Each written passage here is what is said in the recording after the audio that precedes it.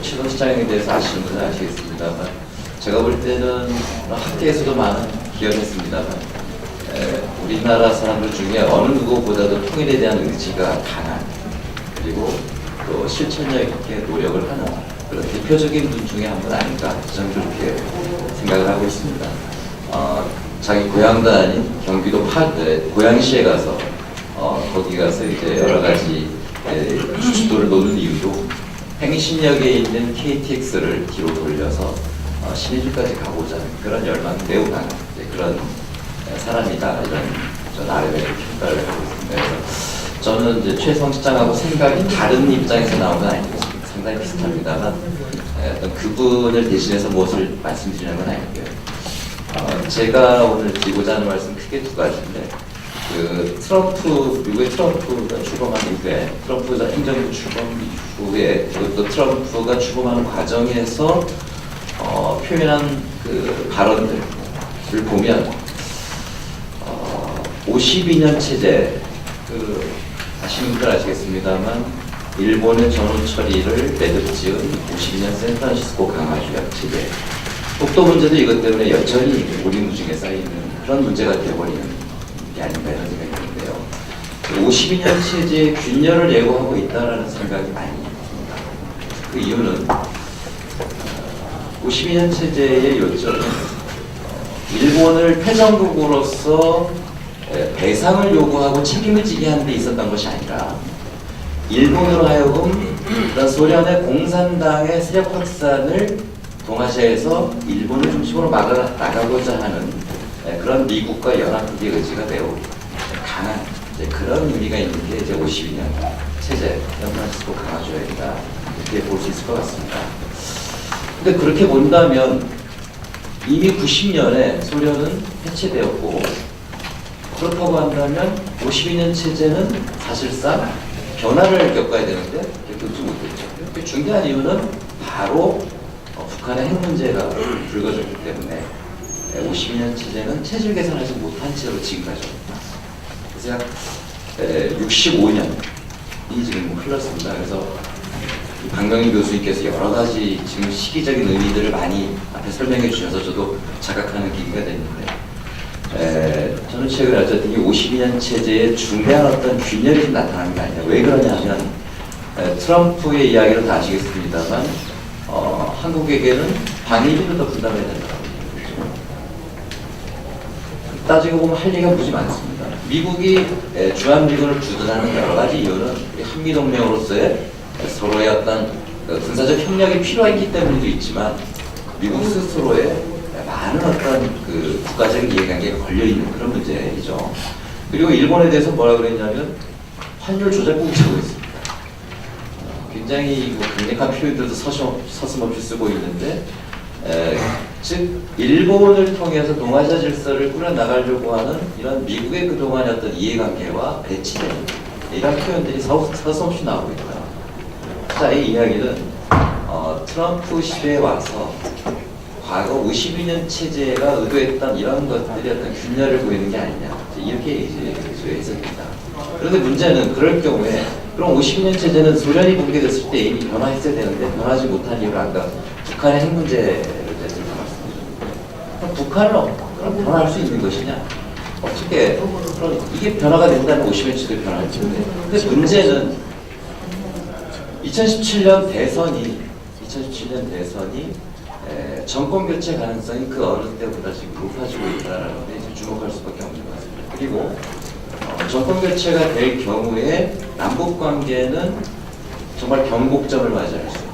그러니까 추 대표님 말씀하셨지만 남북 관계도 엄청난 변곡점을 맞이할 수밖에 없는 이런 상황이 올 가능성이 높다, 그렇게 보여집니다. 물론 거기에는 해결해야 될 과제가 남아 있습니다. 북한의 핵 문제와 도발적 행동들을 어떻게 막아낼 것인가 하는 그런 중대한 문제가 있죠. 물론 이거는 여러 가지 어려고 있습니다. 북한이 이미 2013년 3월에 당 전원회의를 통해서 핵무력과 경제건설 병진 노선을 당 노선으로 천명을 했고, 그걸 바탕으로 해서 수소탄 개발을 지속적으로 해오면서 지난해는 9차례 핵실험까지 했습니다. 아울러서 미사일도 사거리에 따라 각각 1300km짜리, 3500km짜리 더 장거리 미사일들을 계속 지금 개발해 나가고 있고 도발적 행동은 끝이지 않고 있습니다. 이런 상황에서 과연 남북 관계가 어떠한 해법을 찾아나갈 수 있는 것이냐 매우 어려운 점은 사실입니다. 그러나 중요한 것은 지금 현재 우리 정부가 지금 박근혜 정부, 이명박 정부도 매우 비슷했습니다만 박근혜 정부는 북한하고 대화를 초기에는 했습니다만 2013년 이후에는 거의 대화를 하지 않고 있죠. 그리고 지난해에 유엔 안보리 결의안 2705 이후에 2325까지 나왔습니다만 2705 나왔을 때 우리 정부의 입장이 뭐였냐면 결의안 얘기를 왜 말씀드리냐면 결의안에는 북한을 제재하도록 하는 내용이 상당 부분 담겨 있습니다만 제재만이 아니라 솔루션도 담겨 있죠. 그게 2705에는 48항 49항이 있고 그 다음에 2325에는 47항 48항에 보면 솔루션이 들어가 있습니다. 그 솔루션은 대화입니다. 대화를 통해서 해결하도록 되어 있죠. 솔루션스로 다이얼로그를 하는 것도 있죠. 그 외에도 육자회담 참가국들이 서로 상호 존중하고 경제협력을 하도록 하는 9.19 공동성명의 뜻을 존중한다라는 내용들을 담고 있습니다. 그래서 우리 정부에 대해서 당시 언론 측에서 이제 질문을 했죠. 왜 대화를 하지 않냐 북한하고. 그때 우리 정부의 입장은 그렇습니다. 북한이 진정성 있는 자세를 취하지 않고 있기 때문에 대화를 할 수 없다. 이렇게 얘기했죠. 근데 이제 다시 물어볼 수 있는 게 그러면 과연 분단 이후에 60여 년 동안 북한이 진정성 있는 행동을 한 건 언제인가? 없죠. 그렇게 따지면. 그럼 왜 과거에 대화를 했나?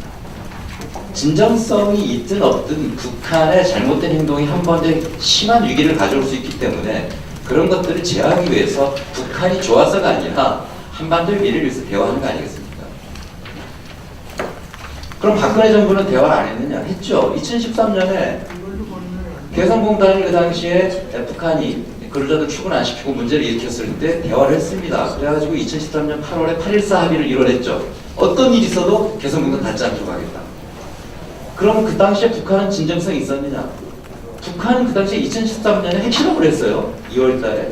3월 달에는 아까 말씀드린 핵무력 경제건설 병기조사를 발표했습니다. 그러나 박근혜 정부는 북한하고 대화를 했어요. 북한이 진정성이 있었습니까? 자, 그때하고 2016년하고 뭐가 다르다는 얘기죠. 쉽게 얘기하면 일관성을 찾는 얘기가 매우 어렵습니다.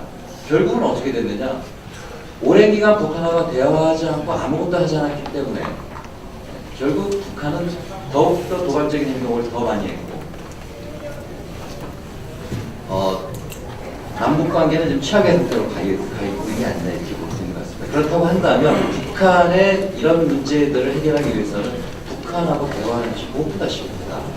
이렇게 생각이 되고요. 그래서 향후에 차기 정부가 해야 될 여러 가지가 있는데 가장 중요한 것은 과거 김대중 노무현 정부가 했던 약속 6.15와 14선언을 조속히 이행하는 그런 노력이 급선무가 되어야 된다. 물론 그 내용 중에 수정해야 될 게 있다는 건 대화를 통해서 수정하면 되겠죠. 그럼 어떻게 이행할 것인가 하는 게 가장 급선무가 되어야 되고 두 번째는 중단된 사업들 남북경협, 개성공단, 이산가족성공 이런 것들이 빨리 조속히 진행돼요. 그 다음에 세 번째는 북한의 그 막대한 지하자원 개발 이런 것들을 같이 빨리 서둘러 나가야 된다. 이것은 지금 공개 안 됐습니다만 2007년도에 세 차례에 걸쳐서 북한의 조사단이 다녀왔죠.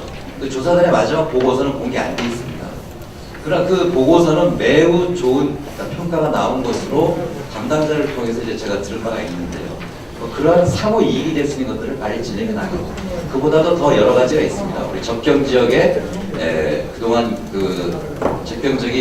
적경적이라는 이유로 많이 침체되어 있었는데 이 적경적인 특구를 만들어서 남북이 공동 발전할 수 있는 그런 방안들이라든가 그 다음에 한 가지 더 말씀드리면 지금 농업이 온난화로 인해서 매우 머지않은 장래에 심각한 어떤 위기를 가져올 수가 있는데 남북이 농업 협력하지 않으면 안 되는 북한의 저기온의 땅이 우리한테 매우 필요합니다. 그런 부분들을 해결하는 문제, 뭐 여러 가지 숙제들이 있는데 중요한 것은 어떻게 이런 것들을 정경분리 원칙을 세워서 일관되게 해나가느냐는 부분하고 그 다음에 두 번째는 개성공단 전면 중단 조치에서 느꼈지만 정부가 일방적으로 사업을 중단시킬 수 있는 이런 현상들을 제한하는 그런 어떤 제도적 장치 마련이 매우 필요하다라는 생각이 듭니다.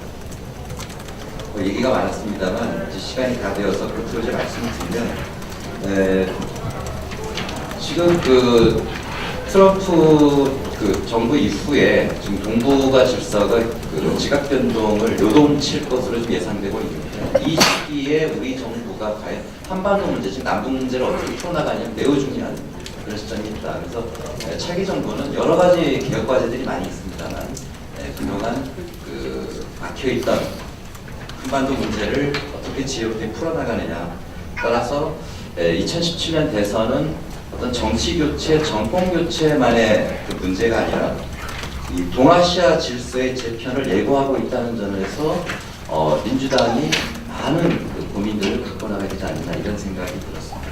이상 토론 마치겠습니다. 감사합니다.